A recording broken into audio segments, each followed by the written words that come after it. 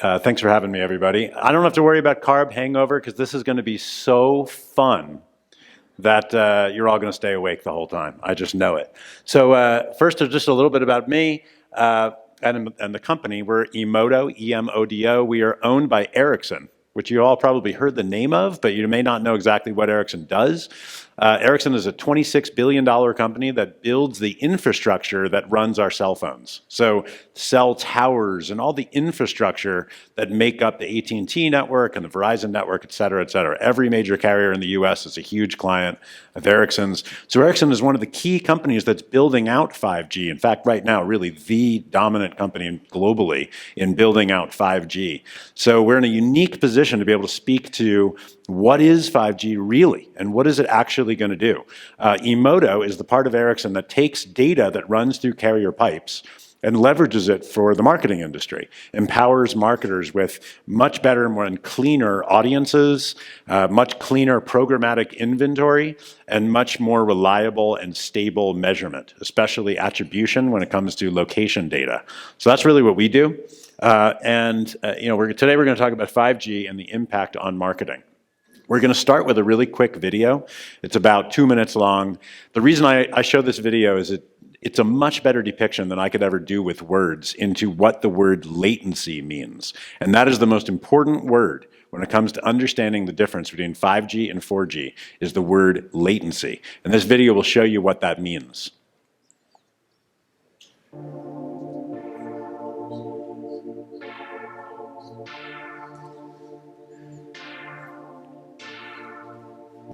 Hi guys. Good to see you. Good. So today you're going to feel the difference between 4G and 5G. Good. Do you see everything? Yeah. Let's find out, bro.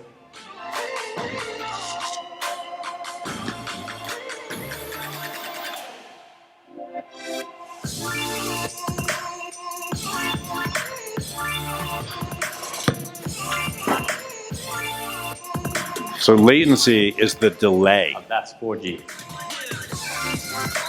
Even a tiny little delay makes these very well-known, very well-paid soccer players totally useless.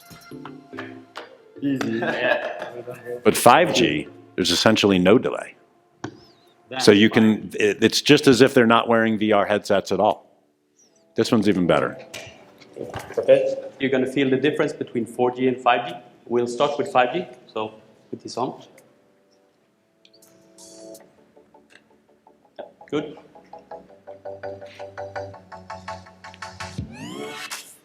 So this is 5G right here. Marco, now it's 4G.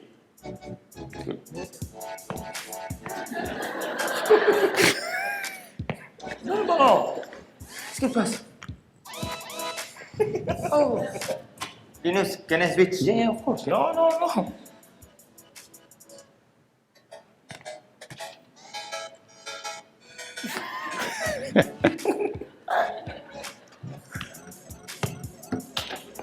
Ça, c'est du football. This is my favorite part right here.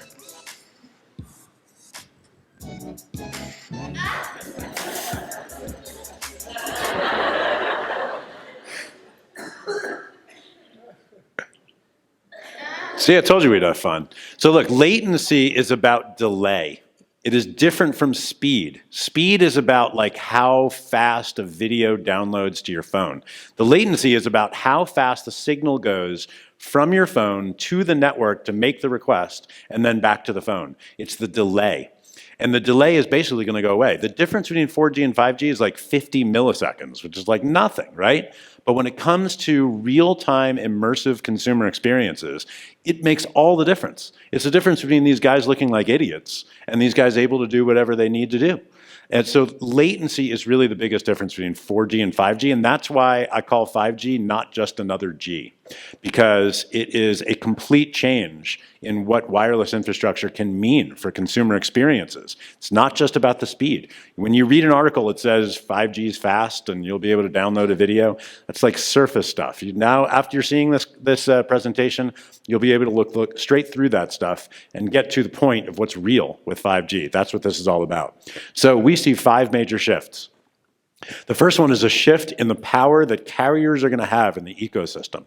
And I'm going to get back to each of these, but I just want to introduce them to you. The second one is a shift from using deterministic data to using machine learning or AI. We talked a lot about that this morning. It's going to become very prominent, and 5G is going to be a key reason why.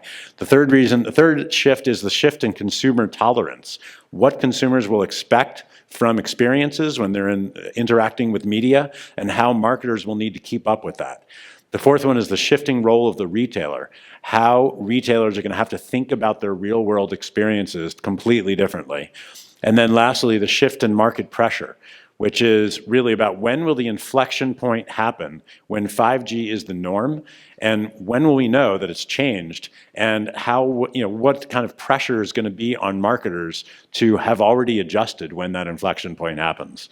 So in order to understand these 5 shifts, we need to get a little bit more into the details of what exactly is going on with 5G. And for that, we're going to talk about 3 things. Number 1, we're going to talk about data flows. Like what data is flowing, what it's flowing through, who it's flowing to, stuff like that. Second one is infrastructure. What is 5G infrastructure like? But even more importantly, what is ad infrastructure like in the 5G world? And how's that different than ad infrastructure today? And why does that matter to you guys? And the third one is devices. Everything from the 5G devices like phones, but also, even more importantly, the 5G infrastructure devices and how that will change what we think of when we think of a wireless network. So first, let's talk about data flows. First of all, there's going to be a proliferation of new devices when 5G comes around. One of the great things about 5G is it's able to handle up to 1 million connected devices per square kilometer. So that just means and it's also much less expensive to run. It's very expensive to build out, but once it's built out, it costs carriers much less money to maintain a 5G network than 4G. That means we're going to have a ton of new, really lightweight, simple IoT devices that show up in our world that are connected to the 5G ecosystem. Anything that moves is going to have a sensor on it, probably multiple sensors. Everything from logistical vehicles to public transportation to private vehicles, planes. Also, anything around the home will start to be smart, not just your Echo Dot, but your faucet, your electric meter. Everything will be smart in the future because it's really inexpensive to send data into the cloud using 5G. The other thing that's really important with data flow, that's about how much data is flowing. Now let's talk about where it's flowing. This is going to completely change. Today, when you think of IoT devices like your Apple Watch, that's an IoT device, or a smart home device, all of that stuff is running to the app. If you think about your Fitbit or your Echo Dot or your Google Home or your Nest thermostat, all of that data is flowing directly to the app on your phone. So the app is the most important center of data flow. That's why the SDK is so valuable, because it's pulling data out of the app where the best data resides.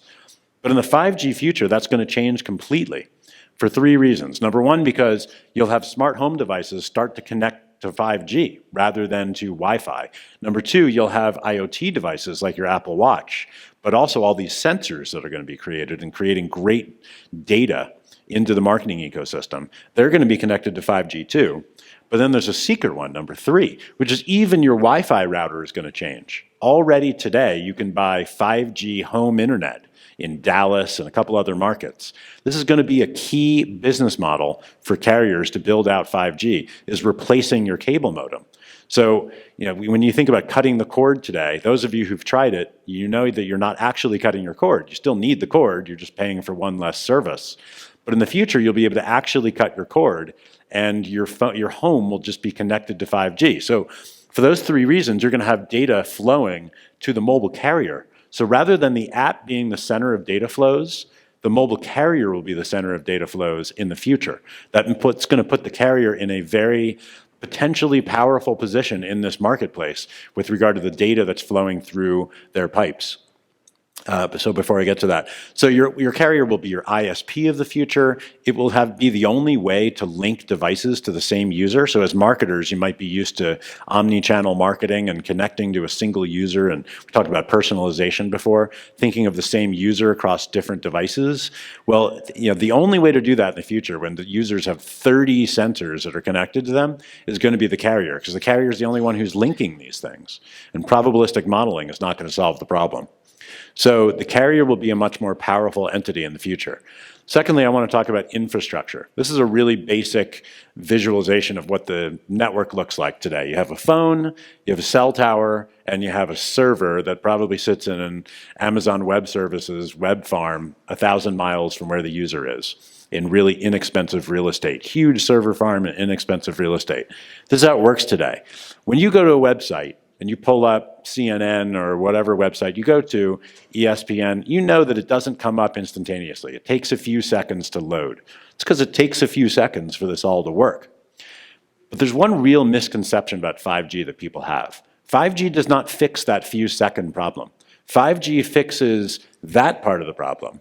It does not fix this part of the problem. So 5G makes the phone and the network communicate much faster, but anything that resides on the servers or in the backhaul of the internet, none of that is going to get fixed. In fact, it's actually going to get way worse, because consumers are going to start to expect things to be much faster than they do today. Today, we as consumers put up with CNN taking 3 or 4 seconds to load. In the 5G world, consumers are not going to put up with 3 or 4 seconds. And if the ad infrastructure is taking 3 or 4 seconds, we have a serious problem. And the problem is, because of that few seconds, we in the ad industry have created this ridiculously convoluted system of tags and redirects and waterfalls. These words ring a bell. And header bidding with multi-auction simultaneous bidding processes, and verification tags and attribution tags, and a buy-side ad server tag and a sell-side ad server tags. If you don't know what all this stuff is, you don't need to. The point is that the ad industry, the digital marketing industry today, is really convoluted, and it's built for a world where it takes 3 or 4 seconds for CNN to load. When CNN only takes a quarter of a second to load, the ad world's going to have a brand new problem, which is this: a new form of non-viewability. The ad's just not loading in time because the consumer already went on to something else. And so if we keep our current infrastructure, we're going to see a lot of this in the future. A lot of wasted money, a lot of problems in the ad industry. We need to create a future infrastructure, a 5G-friendly infrastructure, so that we can continue to have experiences like this that keep up with 5G. What does that infrastructure look like? This is a reminder of what it looks like today, right? So the 5G infrastructure of the future looks like this. This is something called edge cloud computing. Anybody ever heard of edge cloud computing? Maybe 1 or 2, not many. So the concept of edge cloud computing is, instead of having a huge server farm where real estate is inexpensive, you have tiny server farms really close to the device. So it cuts down on the distance between the device and the server it's calling from, or it's calling to get content or an ad or whatever it is. So the infrastructure of the future will look like this: lots of tiny servers sporadically located all over the United States. And it's also going to change the way that decisions are made, automated decisions. Today, a lot of times we'll ping into our central server, match against a deterministic database, and have that database tell us what to do. 5G doesn't allow for that kind of time. So 5G requires true AI. AI that resides in the edge, close to the device, that can make a real-time decision.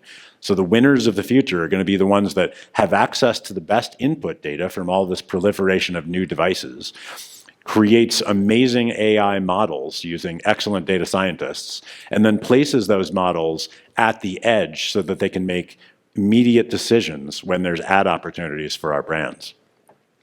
So that's what infrastructure looks like in the future. Let's talk about devices.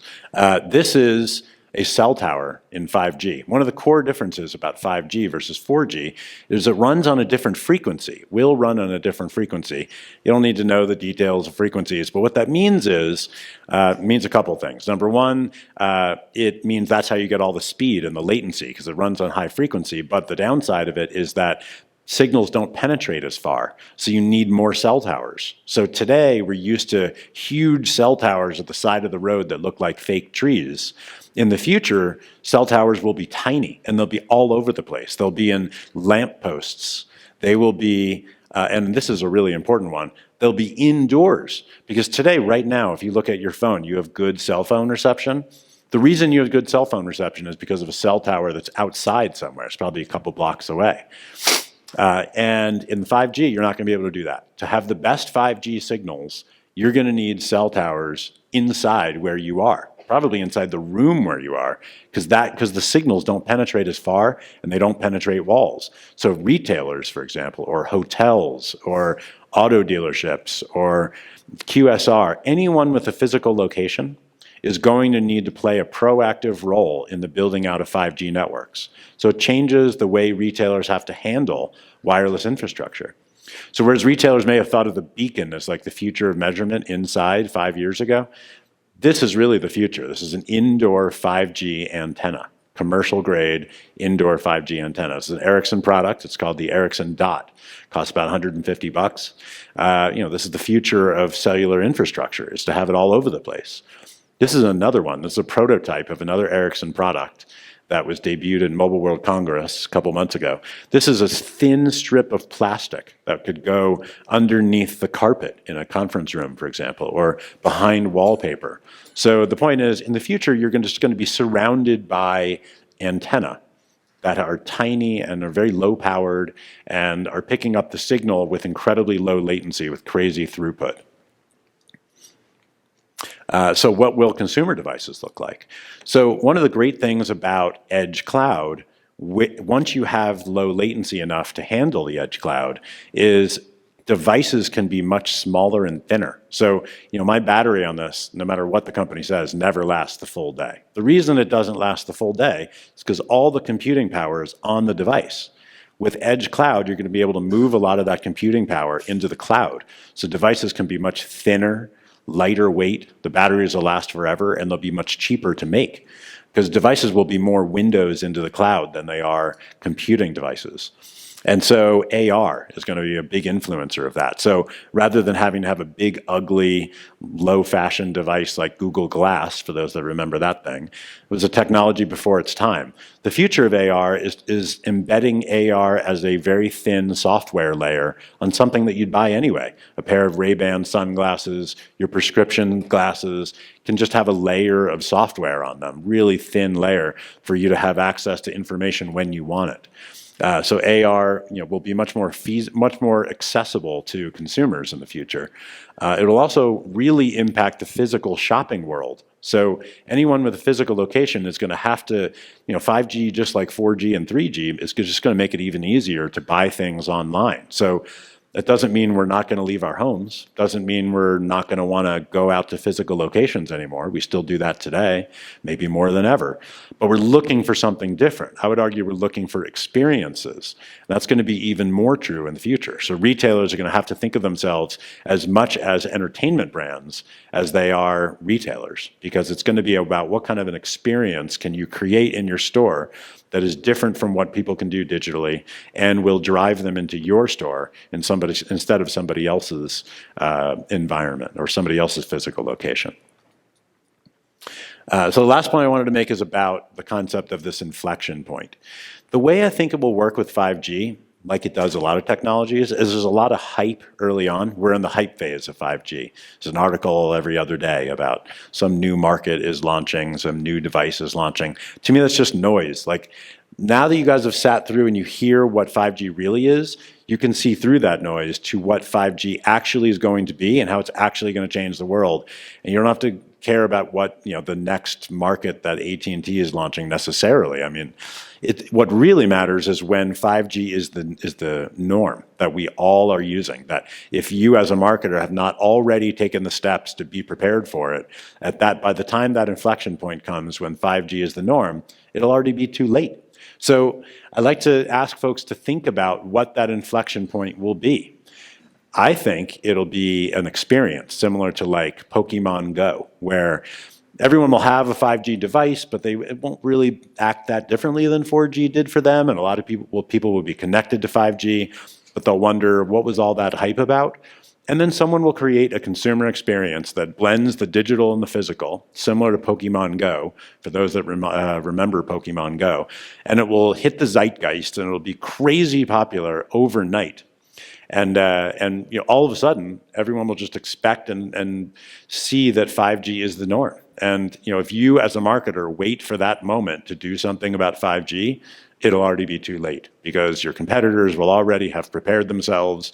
So, the takeaway for this is think about what 5G will really be and what kind of changes it'll create for the marketing industry, and prepare now for what that is. So when that inflection point happens, you guys are one of the companies that benefits from 5G, not one of the ones that gets left behind. Because every new kind of technology leaves some companies behind, and there are newbies that come and take over industries, and that's going to happen even more in 5G than it happened in 4G.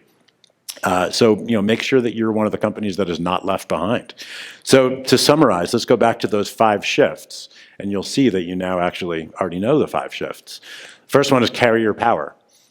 More and better data running through their pipes.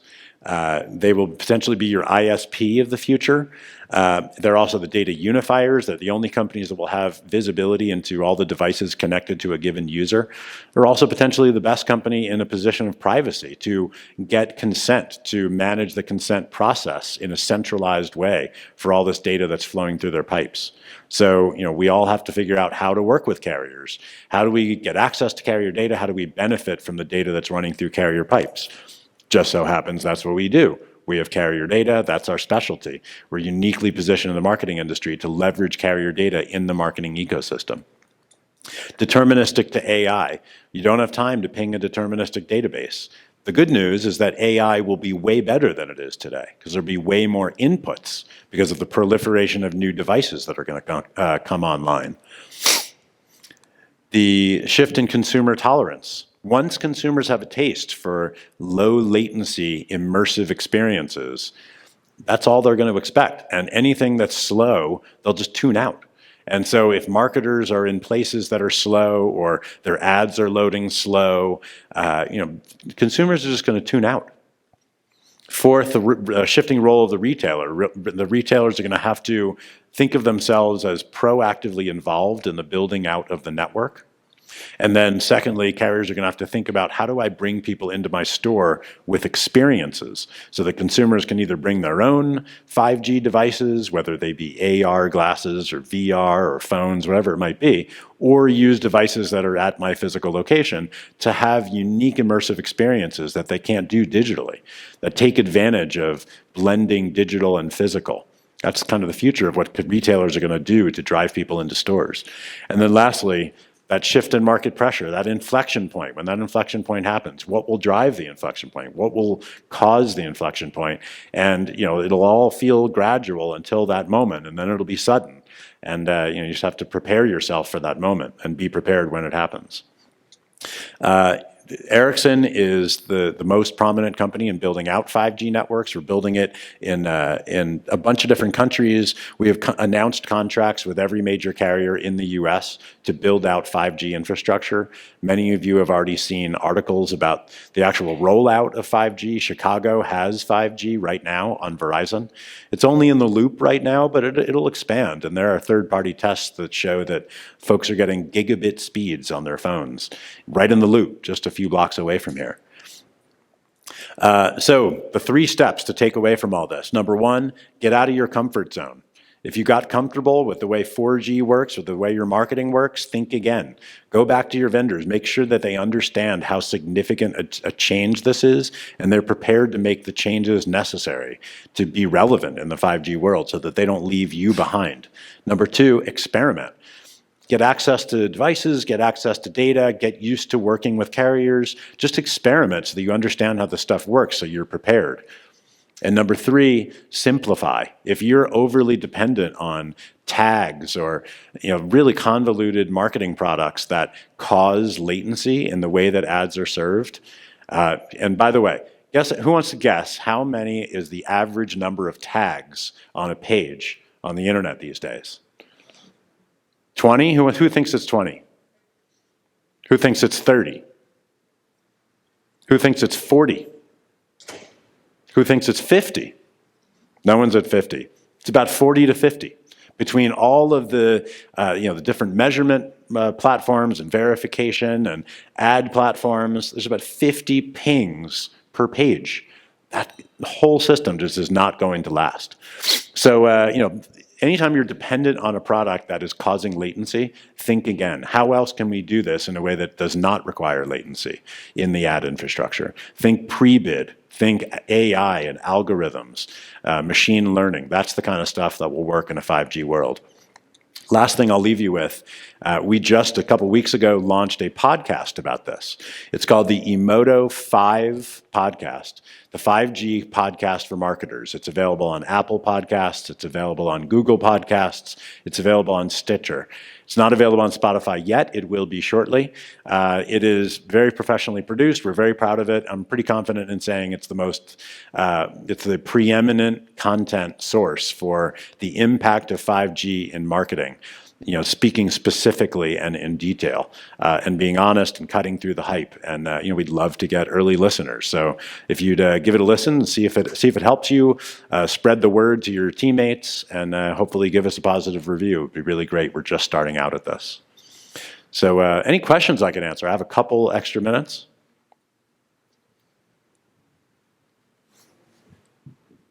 I can be really loud.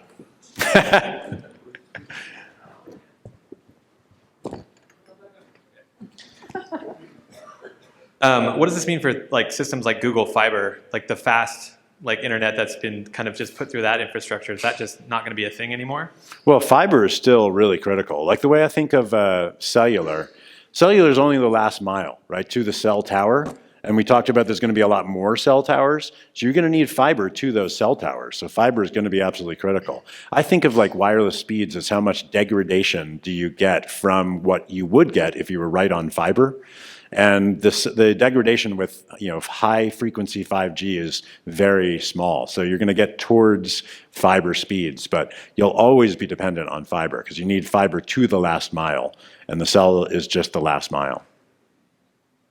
So now that the carriers will have a lot of the data flowing directly to them, how are you going to handle consumer privacy with data regulations with GDPR? Well, there's a couple things there. First of all, our episode 6, which is not out yet, it will be soon, is completely about privacy. It's it's all an interview with the chief privacy officer about the impact of 5G. A couple things to speak on. Number one, there's potentially some things that we could be excited about from a privacy perspective. I think part of the issue with privacy today is the decentralization of data. Anybody can build an app, get you to download it on your phone, and they can pull all kinds of really valuable data about you, and you don't even really know that it's happening. That's going to start to go away. Data will be more centralized, not just on the carriers, but also on Google and Apple, the OSs that run voice assistants.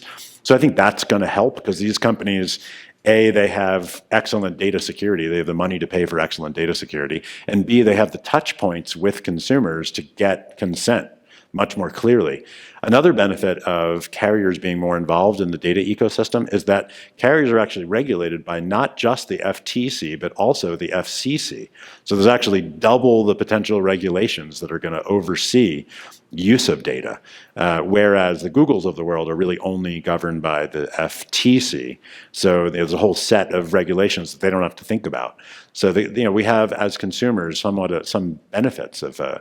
And also, I worked for AT&T for 8 years, so I know this from personal experience. But the carriers have a lot to lose when it comes to data. The worst thing that a carrier can have happen is an article on the front page of the Wall Street Journal. And random apps that are getting data about you today, they're not necessarily that afraid of a Wall Street Journal article. So that keeps carriers much more careful about what happens with data. So it's not a complete answer, but I encourage you to listen to episode 6. I think you'll get a lot out of it. Any other questions? Any other last questions?